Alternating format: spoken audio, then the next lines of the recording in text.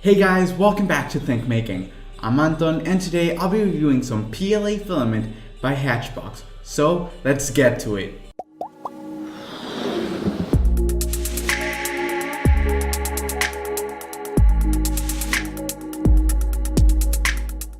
Okay, you've probably asked yourself which brand of PLA filament to use. Those that boast superior printing quality are quite expensive, and those cheap ones that come from China, well, we're afraid of jamming our printers with them. Hatchbox is an exception though. They are a Chinese-based company that has been making filaments and gaining popularity for a while. And even if their filaments are on the cheaper end of the spectrum, they don't sacrifice quality and consistency. So let's check them out. Hatchbox filaments always come in this nice box.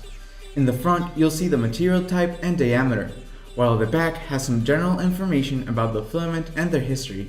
In the sides, you'll find their slogan and their website, as well as a sticker indicating the material type, color, printing temperature, and diameter. Inside the box, you'll be greeted with a product catalog. Each product has a code, which you can scan with your smartphone using the Amazon app. And it will direct you to the exact page of that product. Now, isn't that an easy way to buy more stuff? The filament itself is nicely stored in a vacuum sealed bag with some silica gel inside. It's not resealable though, so get those Ziplocs ready.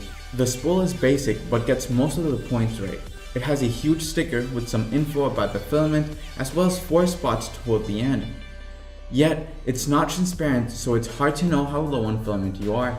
The winding of this filament was not the best I've seen, yet it never became a problem. The filament itself is very smooth and shiny. It's also much harder to break than standard PLA. The diameter is also very consistent for a filament that is this cheap. But how well does it print? Well, as always, I printed my 3 usual test designs, a calibration cube, a Marvin, and a 3D Benchy. Using an E3D V6 at a 0.2 layer height, I found 190 degrees to be a great printing temperature.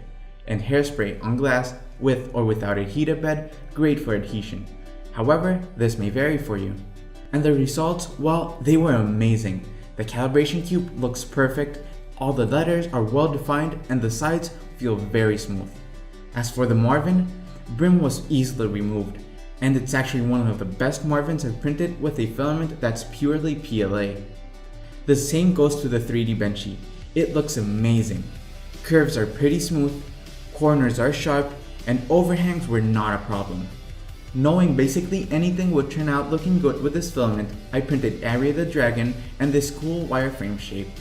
Aria the Dragon printed very nicely with no errors. Plus, it looks very cool in this copper color. The strange shape I printed was only to see how well bridging did, and I would call it a success. Now check out these other things I've printed with Hatchbox PLA. Some of them have their own videos, so feel free to check them out. So, should you buy this filament? Well, I think it's more like, why wouldn't you buy this filament?